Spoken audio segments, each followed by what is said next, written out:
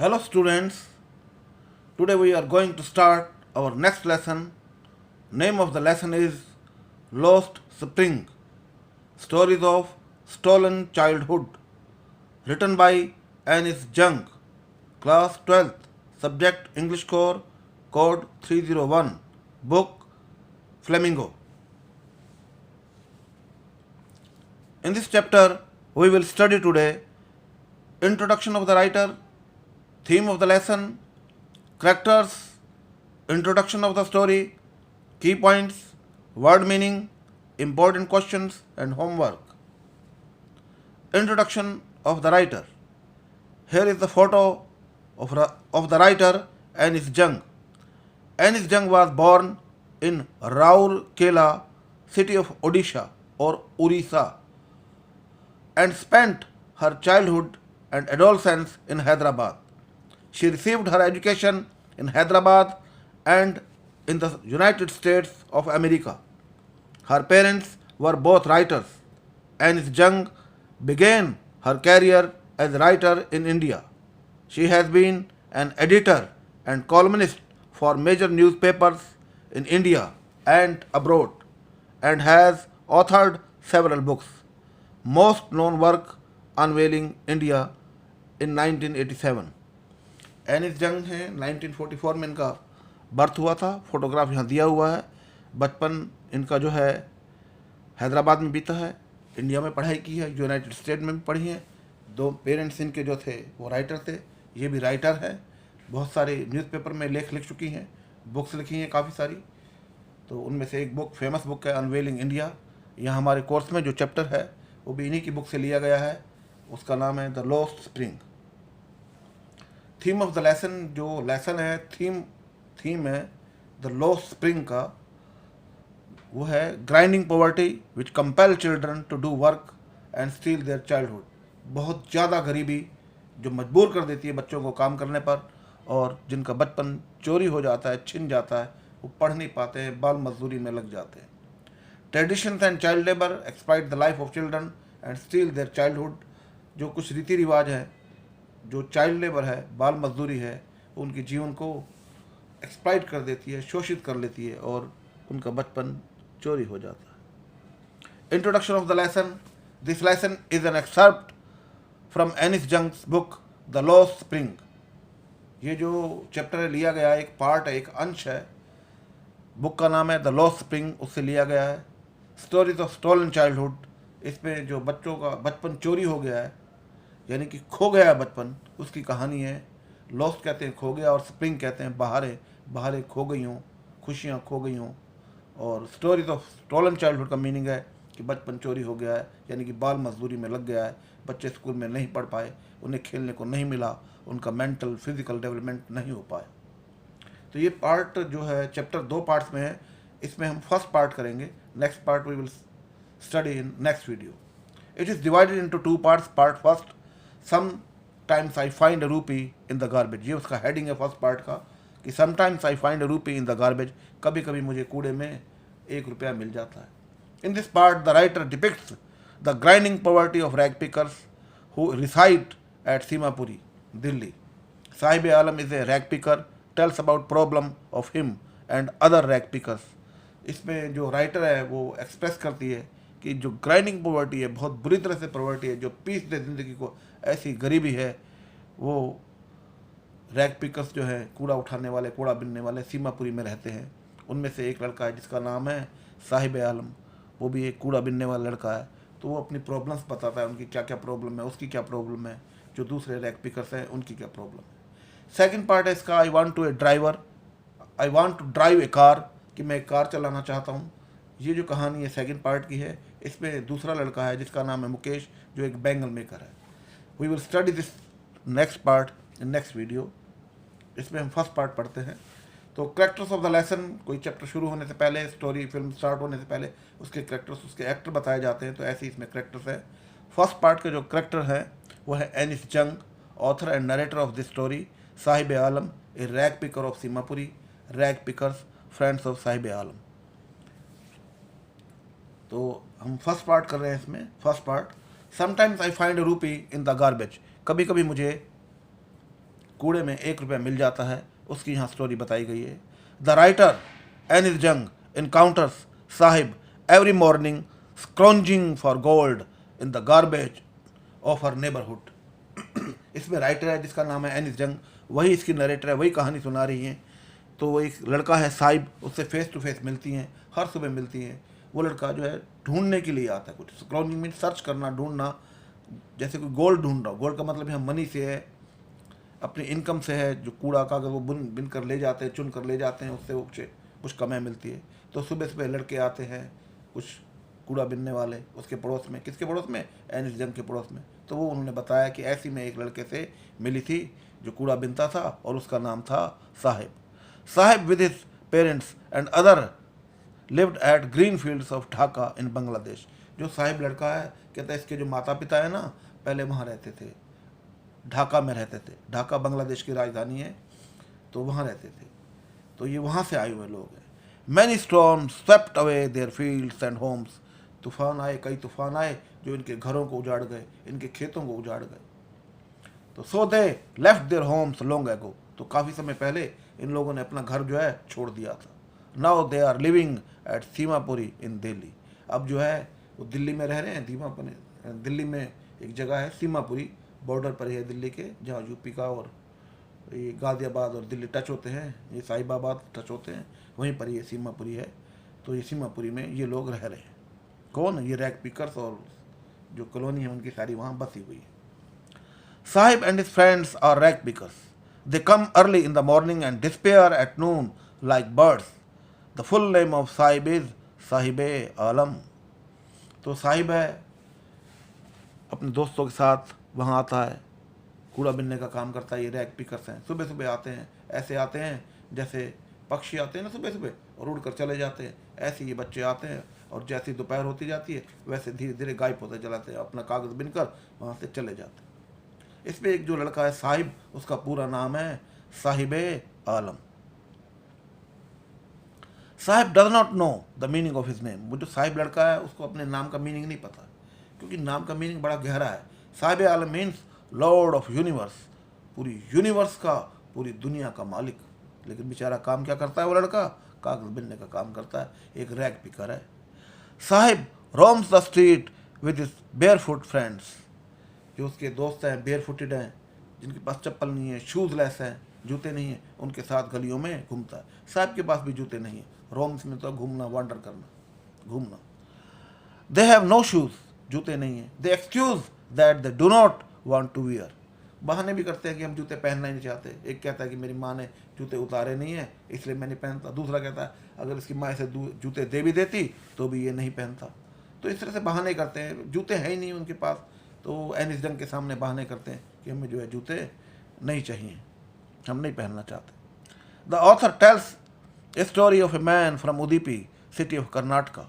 When he was young boy he stopped near the temple to pray for a pair of shoes. तो यहाँ writer है, एक उदीपी में जो आदमी है उसकी कहानी सुनाती है। उदीपी क्या है? एक जगह है, सिटी ऑफ कर्नाटका, कर्नाटका में एक शहर है। और कर्नाटका जो है वो सिटी ऑफ टेम्पल्स है, मंदिरों का शहर है, बहुत सारे मंदिर हैं उसमें। तो उदीपी एक जगह है कर्नाटक में। तो वहाँ की एक स्टोरी सुनाती है कि एक बच्चा था, उसके पास जूते नहीं थे। तो जब वो जाता मंदिर से गुजरता तो देवी का एक मंदिर था, गॉडेस का। तो वहाँ वो रोज़ एक प्रेयर करता था कि हे देवी शक्ति, मुझे जो है एक जोड़ी जूते दे। तो वो राइटर बताती है कि वो जब वो कई साल बाद वहाँ गई तो उसे पता लगा हाँ सच में उसे जूते मिल गए। तो सोचती है इनको तो जूते मिल गए, लेकिन बहुत सारे अभी भी ऐसे हैं जिनके पास जूते नहीं है। The goddess granted his prayer and gave him shoes. Goddess ने, देवी ने प्रार्थना स्वीकार कर ली और उसे जूते दे दी। But many others like rag pickers remain shoeless yet these days. आज भी जो है जूतों से के बिना रहते हैं। बहुत सारे रैग पिकर से कूड़ा बिनने आते हैं बच्चे, चप्पल नहीं होती, पैरों में जूते नहीं होते। The author goes to Seemapuri to visit the locality of Sahib and his friends. जो ऑथर है काफ़ी परिचित हो जाती है उस साहिब नाम के लड़के से। तो एक दिन जो है उसके वहाँ घर ही चली जाती है। सीमापुरी में उनका घर है, तो जहाँ साहिब रहता है, उसके फ्रेंड्स रहते हैं, वहाँ चली जाती। Seemapuri is a place on the periphery of Delhi. Delhi की बाउंड्री पर ये प्लेस है, जगह है Seemapuri. 10,000 rag pickers reside there, 10,000 जो रैग पिकर्स है, कूड़ा बिनने वालों की फैमिलीज हैं, लोग हैं, यहाँ रहते हैं. दे केम फ्रॉम बांग्लादेश इन 1971, 1971 में जो है बांग्लादेश से वो यहाँ आए थे. They have structures of mud with roof of tin and tarpaulin. तो उनके जो घर हैं झोपड़ियाँ हैं मिट्टी की बनी हुई हैं, ऊपर जो टिन डले हुए हैं या फिर टारपोलिन कपड़ा होता है, कैनवस टाइप का कपड़ा होता है जो ट्रक वगैरह पे भी डालते हैं बारिश से बचाने के लिए. तो ऐसी जो है कैनवस जो है कपड़े से जो है उन्होंने अपनी छतें बना रखी हैं, झोपड़ियाँ बना रखी, मिट्टी के घर बना रखे हैं, वहाँ रहते हैं. They have no facilities of drainage and sewage. कोई फैसिलिटीज़ नहीं है, ड्रेनेज सिस्टम नहीं है, पानी नहीं है वहाँ, नालियाँ नहीं है, सीवेज नहीं है. तो they have been residing there since last 30, पिछले 30 साल से वो यहाँ पर रह रहे हैं, सीमापुरी में रह रहे हैं. तो ये पिक्चर्स है, साहिब आलम की पिक्चर है, उसके फ्रेंड्स हैं, केयर फ्री हैं, हैप्पी हैं, बेयर फुटेड हैं, पाँव में जूते नहीं हैं, अपना मस्त हैं, एक प्लास्टिक का बैग ले रखा है, उसमें अपना वो कूड़ा वगैरह रखते हैं. तो ये उसकी पिक्चर्स दिखा रहे हैं. एक पिक्चर हो रही है, इसमें स्केच बना हुआ है, एनिस जंग है, साहिब आलम जो लड़का है उससे बातचीत कर रही है, फिर उसके घर जाती है तो वहाँ से बहुत सारी बातों का पता चलता है. तो they have ration cards by which they can buy grains. तो उनके पास राशन कार्ड है, जो सीमापुरी में लोग रहते हैं ना, उनके पास राशन कार्ड है जिससे वो अपना राशन का गेहूँ वगैरह जो है अनाज खरीद पाते हैं. Food is more important then an identity. तो राइटर लिखती है कि जो खाना है वो ज़्यादा ज़रूरी है पहचान से. कहते ये बात हो रहा है कि वो कहाँ से आए हैं, यहाँ की सिटीजनशिप है नहीं है, वो एक अलग बात है, लेकिन उनके पास राशन कार्ड है, उन्हें खाना मिल जाता है. तो वो ये बताना चाहती है food is essential. We can live without identity but we can not live without food. हमारी पहचान वहाँ है नहीं है तो भी हम जी सकते हैं, लेकिन बिना खाने के हम नहीं जी सकते. तो खाने के लिए उनके पास जो है उन्हें सामान मिल जाता है, राशन कार्ड है उनके पास. तो इसकी ज़्यादा इंपॉर्टेंस है, इस पर क्वेश्चन आता है इसलिए मैंने इसे रिपीट किया है. The author meets with ladies of Seemapuri and family of Sahib. तो वो जो ऑथर है एनिस जंग, वो मिलती है सीमापुरी की जो लेडीज़ है उनसे मिलती है, जो साहिब है उसका परिवार है उससे मिलती है. Ladies with tattered saris tells her that rag picking is their main profession. Ladies हैं, फटी हुई साड़ियाँ हैं उनके पास, होल हुए हुए हैं साड़ियों में, तो बताती हैं कि हमारा तो मेन प्रोफेशन, मेन जो काम है वो यही रैग पिकिंग का है, कूड़ा बिनने का है. They had no food in Bangladesh. Storms swept away their fields and houses, so they left that place. कहता वहाँ तूफान आते थे, सारे उनके घर उजड़ गए, खेत उजड़ गए, इसलिए उसने उस जगह पर छोड़ दिया. वहाँ अब उन्हें खाना नहीं मिलता था तो उन्होंने उस जगह को छोड़ दिया. अब वो यहाँ दिल्ली में आ गए हैं, इंडिया में दिल्ली में सीमापुरी एक जगह है, वहाँ रह रहे हैं. Garbage to them is gold. वो जो गार्बेज है, कूड़ा, वो तो उनके लिए सोना है. It is their daily bread and roof over their heads. ये तो उनकी रोज़ की रोटी है. उनके सिर के ऊपर जो छत है वो इसी रैग पिकिंग की वजह से है, जिससे कुछ मिल जाता है तो अपना वो घर वगैरह ठीक कर लेते हैं, छत चादर वगैरह डाल लेते हैं, कैनवस डाल लेते हैं छतों पर. But for children it is even more. कहता है बड़ों के लिए तो ये उनकी रोटी है, और जो बच्चे हैं ना उनके लिए इससे भी ज़्यादा कुछ है. It is wonder for them. उनके लिए तो एक आश्चर्य की वो ऐसी वंडरलैंड है जिसमें से बहुत कुछ ढूंढा जा सकता है, ऐसी खोज करने की जगह है. समटाइम्स चिल्ड्रन गेट ए रूपी और even a 10 rupees note from this garbage. कभी कभी उन्हें 1 रुपया मिल जाता है, कभी कभी 10 रुपये का नोट मिल जाता है. आंखों में चमक आ जाती है, खुशी आ जाती है उनकी कि अरे 10 रुपये मिल गए, तो बड़े खुश होते हैं. तो चीज़ें मिल जाती हैं जिससे उनका काम चल जाता है, रोटी चल रही है. One day Sahib gets discarded tennis shoes. एक दिन जो साहिब है उसे डिस्कार्ड कहते हैं जो रिजेक्टेड हो, निकाल दिए, ख़राब हो गए हो जूते. एक जूते में होल होता है, ऐसा जूते एक बच्चा, अमीर बच्चा होता है, वो अपने नए जूते जो ऐसे दे देता है क्योंकि उसके एक जूते में होल, सुराख हो गया होता है, तो वो ऐसे जूते उसको दे देता है. अब साहिब तो बहुत खुश होता है. It was like a dream come true from him. उसके लिए तो सपना था एक कि जूते भी मिलेंगे मुझे, वो सपना सच हो गया, वो ऐसा होता. Now Sahib works in A tea stall. लेकिन समय बीतता है, साहिब वो रैग पिकिंग का काम छोड़ देता है. एक दिन जब वो एनिस जंग जो राइटर है उसे मिलती है तो बताता है कि मैंने वो रैग पिकिंग का काम छोड़ दिया, लाइफ मेरी चेंज हो गई है, अब जो है मैं चाय की दुकान पर काम करता हूँ. He gets 800 rupees and all his meal. कहता है 800 रुपये मिल जाते हैं और तीनों टाइम का जो भी खाना पीना है सारा खाना मिल जाता है, मुझे एक दिन का जो है वहाँ पर खाना भी मिल जाता है। He carries A steel canister of milk, तो वो जो है स्टील का कैनिस्टर, स्टील का एक डिब्बा होता है जिसमें दूध भरा होता है, उसे ले जा रहा होता है। It is heavier than his plastic bags which he would carry on his shoulder. तो राइटर लिखती है कि ये जो बैग है, ये जो डिब्बा लेके जा रहा है, दूध का बॉक्स लेके जा रहा है, कैनिस्टर लेके जा रहा है, ये भारी है, उससे भारी है। वो जो पहले एक प्लास्टिक का बैग रखता था जिसमें कूड़ा रखता था अपना, तो उससे ये भारी है, काम में चेंज आ गया अब उसके। Now he is not owner of his job, अब वो अपने जॉब का मालिक नहीं रहा, अपना जो काम है उसका मालिक नहीं रहा, अब तो वो नौकर हो गया किसी दुकान पर। ही is not care free now, अब वो नॉट अवे फ्रॉम वरीज, अब चिंताओं से दूर नहीं है, केयर फ्री नहीं है, चिंता मुक्त नहीं है, अब वो चिंता रहती है उसे, काम की काम करना पड़ता। पहले वो मुक्त था, अपना मस्ती में घूमता था, कूड़ा बिन लेता था, काम चल जाता था जो थोड़ा बहुत, उसी में वो खुश रह लेते थे। When he was rag picker, he was carefree and happy. जब रैग पिकर था तो वो खुश था, केयर फ्री था, विदाउट टेंशन था। He was his own master, वो अपना मालिक खुद था। He carried a light weighted on plastic bags in which he collected garbage. हल्का सा बैग होता था, उसमें अपना वो कूड़ा वगैरह इकट्ठा कर लेता था। Now he carries canister of his master of tea shop. अब जो है वो कैनिस्टर उठाता, भारी कैनिस्टर, भारी बर्तन उठाता है जिसमें दूध भर के ले जाता है। पहले हल्का सा बैग उठाता था। दूसरा, अब ये जो कैनिस्टर वो उसका अपना भी नहीं है, जो शॉप का मालिक है, चाय बनाने वाला है, उसके वहाँ ये काम करता है, वो कैनिस्टर भी उसका अपना नहीं। तो वो डिफरेंस बताया, ये क्वेश्चन पेपर में आता है कि फर्स्ट पहले की लाइफ, रैग पिकिंग लाइफ, और जो स्टॉल पर टी स्टॉल पर काम करने लगा उसकी लाइफ में क्या चेंज आया। Sahib has now no hope, no desire to rise himself, he has no aim of life, he has compromised with his life. तो साहिब का इस समय जो है कोई आशा नहीं है, कोई इच्छा नहीं है, राइज करने की कोई इच्छा नहीं है कि वो ज़्यादा और आगे बढ़ सके, उसका अब एम ऑफ लाइफ नहीं रहा, बस इसी ज़िंदगी से जो है जो काम वो कर रहा है उसी से उसने कॉम्प्रोमाइज़ कर लिया है, समझौता कर लिया कि अब वो यही काम करता रहेगा। तो ये तो सारी साहिब की स्टोरी है। जो सेकंड पार्ट है मुकेश की स्टोरी, वो हम नेक्स्ट पार्ट में पढ़ेंगे, नेक्स्ट वीडियो में देखेंगे। वर्ड मीनिंग है कुछ इसके। लुकिंग फॉर, सर्चिंग मीन्स ढूंढना। परपेचुअल स्टेट ऑफ पॉवर्टी, ऐसी गरीबी जो हमेशा बनी रहे, अनलिमिटेड टाइम के लिए हो। रूफ ओवर हिज हेड, सिर पर छत होना। डार्क हटमेंट्स, मतलब बहुत सारी झोपड़ियाँ हैं जिसमें लाइट भी प्रॉपरली ठीक ढंग से नहीं आ पाती है।